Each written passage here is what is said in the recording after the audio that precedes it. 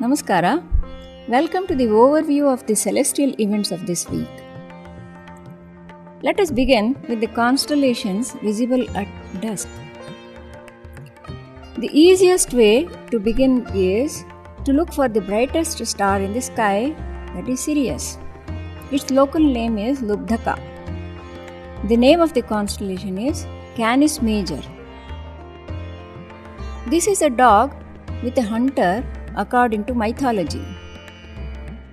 Where is the hunter? The hunter is just next to it.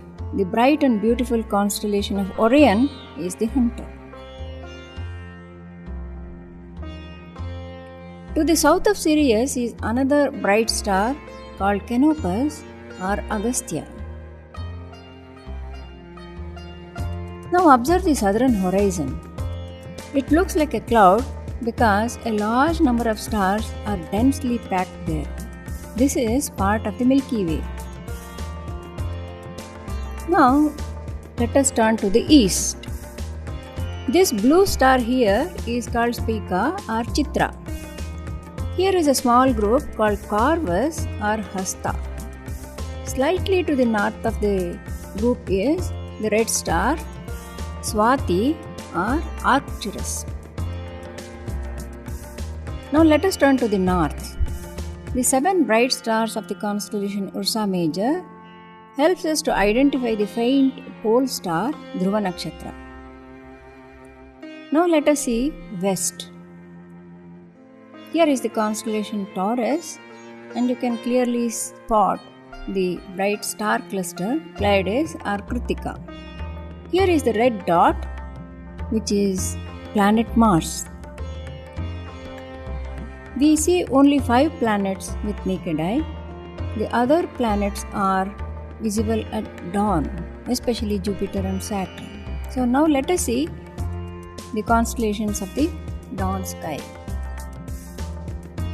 We had identified Chitra and Swati in the eastern sky in the evening. Now you notice that they have moved to the west. We also had seen that Ursa Major was visible in the north. Now we are still able to identify it, but we notice that it is about to set. It has moved.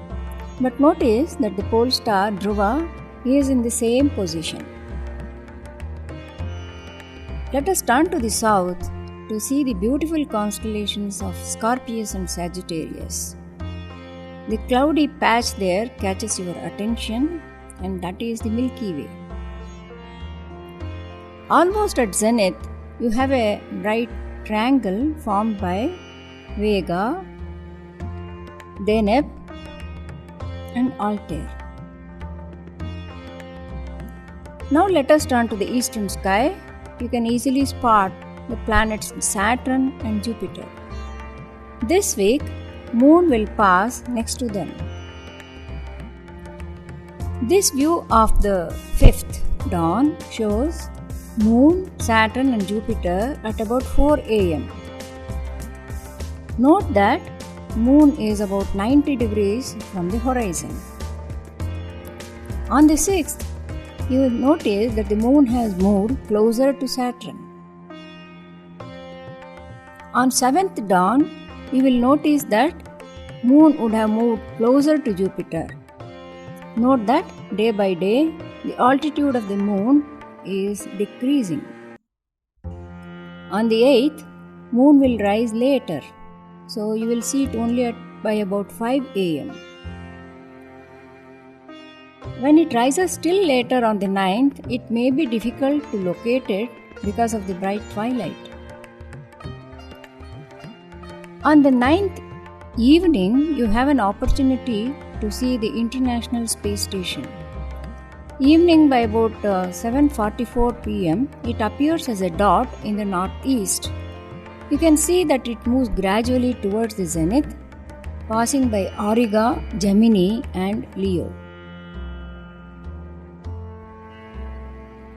In order to understand the movement of the Moon, let us use this new gadget here called the Sun-Moon Clock.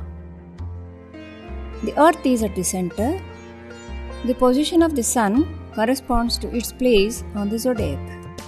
It, the sun completes 360 degrees in 365 days and therefore moves by about 1 degree per day. We can fix the position of the moon based on the angle we saw in the night sky.